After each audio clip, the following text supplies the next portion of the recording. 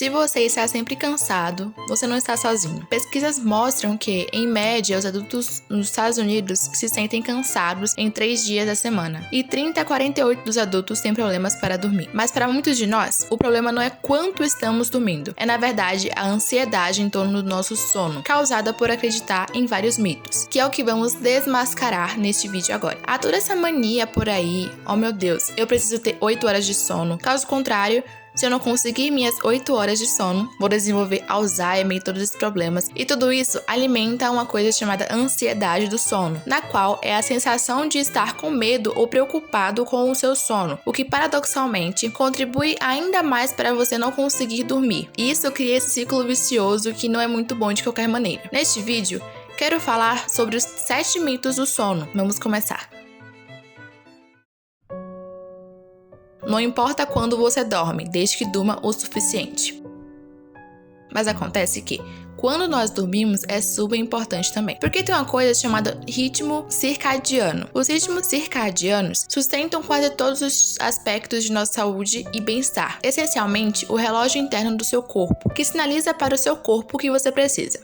Basicamente, há um monte de células em nossos olhos que são responsáveis apenas por detectar a luz. Ela basicamente diz ao nosso cérebro que horas são e ajuda a regular nosso relógio interno. Agora, já que nossos relógios internos são sensíveis à luz, isso significa que geralmente queremos estar acordados quando está claro lá fora e queremos estar dormindo quando está escuro lá fora. Quando você dorme em horários estranhos, por exemplo, se tiver jet lag ou, por exemplo, se você está trabalhando no turno da noite, esse tipo de pessoa que tem essa interrupção no ritmo circadiano obtém um aumento nos hormônios do estresse, aumenta o risco de doenças cardíacas e essas pessoas ficam doentes com mais frequência. E eles também são mais propensos a problemas emocionais e cognitivos. Agora é importante perceber que, embora todos nós tenhamos um relógio interno funcionando dentro de nós mesmos, nem todos os nossos relógios internos são ajustados exatamente da mesma maneira. E, portanto, quando você ouve as pessoas dizendo que sou uma pessoa noturna ou sou uma pessoa matutina, esses nomes se relacionam com algo chamado seu cronotipo, com base em uma inclinação natural para dormir em um determinado horário. Os cientistas podem nos agrupar em algo chamado cronotipos. Por exemplo, alguém que naturalmente se levanta cedo e acha que amanhã é a hora mais produtiva do dia, provavelmente tem um cronotipo matinal. E há um questionário, vou linká-lo aqui abaixo na descrição, onde você pode responder algumas perguntas e isso ajudará a descobrir qual é o seu próprio cronotipo. Depois de descobrir isso, você pode tentar, da melhor maneira possível, organizar suas atividades de acordo com o seu cronotipo. Se você é uma pessoa mais matutina, pode achar que é melhor colocar sua criatividade para funcionar e o tipo de atividades relacionadas ao foco mais alto pela manhã. Eu, pessoalmente, tentei muito me tornar uma pessoa matinal. Tentei acordar às 6 da manhã, mas sempre achei que tinha isso. É como um pesadelo absoluto. Então, hoje em dia, eu acordo em uma hora razoável, eu acordo por volta das 7h30 às 8 horas. Acho que sou o tipo de pessoa que fica bem no meio do dia. E geralmente tento estudar de manhã e depois à noite faço coisas mais calmas.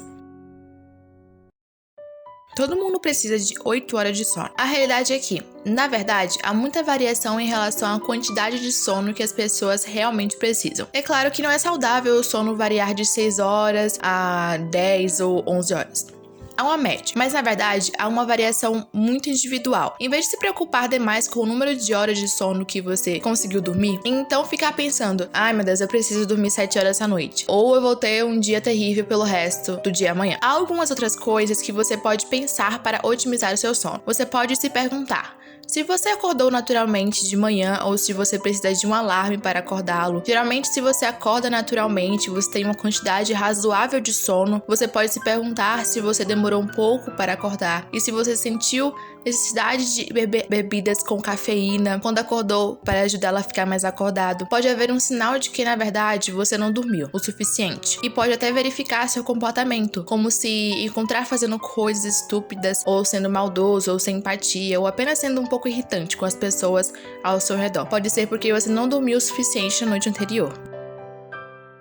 Devemos acordar na mesma hora todos os dias. Agora, isso não é totalmente um mito, Mas sim, geralmente é bom acordar na mesma hora todos os dias, mas você realmente não precisa ser excessivamente pedante sobre isso. Reforçar todos os dias tipos de sinais que regulam o sistema circadiano, de modo que comer ao mesmo tempo, obter a exposição à luz ao mesmo tempo, que tudo age para estabilizar. E a outra coisa a ter em mente é que nossos ritmos circadianos podem mudar ao longo do curso do nosso ciclo de vida. Por isso, é muito comum que os adolescentes tenham um cronotipo mais noturno, e é por isso que os adolescentes realmente lutam para acordar de manhã. E à medida que envelhecemos, passamos para um cronotipo mais matinal. No final dos anos 50, a início dos 60, estamos nos levantando e indo para a cama mais ou menos na hora em que nos levantávamos e íamos para a cama quando tínhamos 10 anos.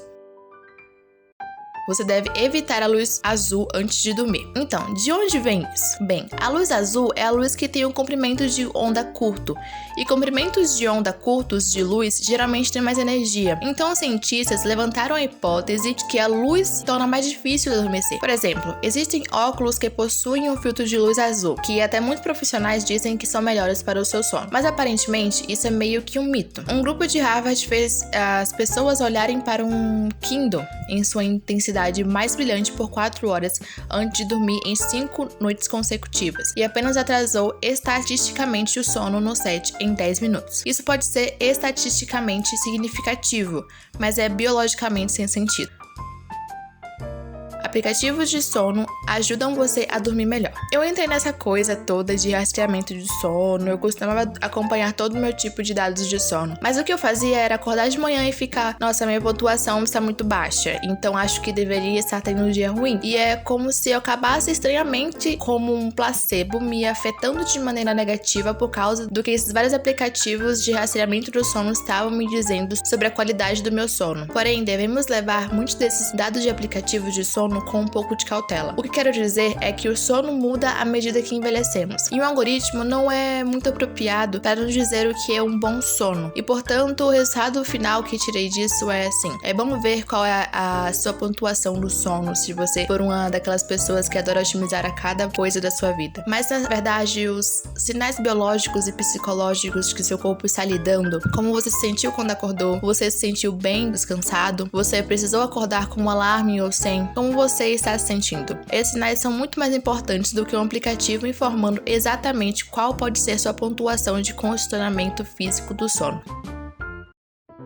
Melatonina nos ajuda a dormir melhor. Então, você deve ter ouvido falar da melatonina. É basicamente o suplemento que um monte de gente toma e é muito popular nos Estados Unidos, principalmente. Aparentemente, um monte de gente toma para combater o jet lag, mas também as pessoas começaram a tomar melatonina apenas para ajudar com o sono. Se elas estiverem tendo um sono ruim, os melhores estudos realizados sobre melatonina dizem que pode reduzir o tempo que leva para dormir em 30 minutos. Porém, há um estudo que foi feito em 2007 em crianças autistas e eles descobriram que as crianças que tomavam pequenas doses regulares de melatonina todos os dias durante 3 meses acabaram caindo do sono 30 minutos mais cedo. Mas alguns anos depois, em 2013, houve uma meta-análise sobre se a melatonina realmente ajuda seu sono. E os pesquisadores que fizeram esse estudo descobriram que, em média, a melatonina reduz seu tempo para adormecer em cerca de 7 minutos, o que não é particularmente impressionante. Ah, e a propósito, se você chegou a esse ponto do vídeo, provavelmente está interessado em dormir. Então, adoraria ouvir na seção de comentários abaixo o que é algo que você tentou melhorar seu sono e funcionou ou não. Seria legal coletar algumas dicas diferentes que as pessoas têm para melhorar o sono. Sono polifásico é bom para a sua produtividade.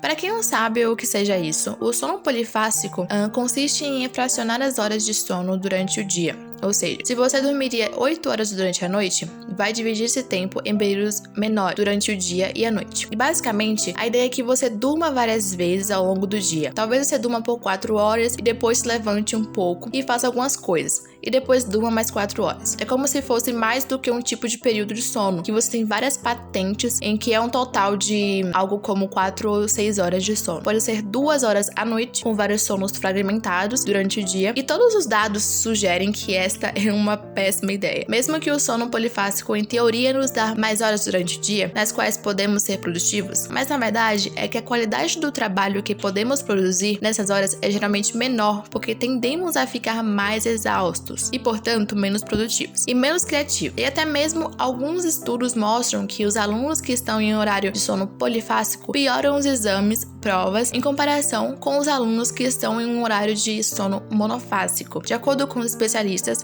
realmente dividir seu sono em blocos polifácicos não ajuda a sua produtividade. De qualquer maneira, não é uma boa ideia. Muito obrigada por assistir esse vídeo e até logo. Tchau!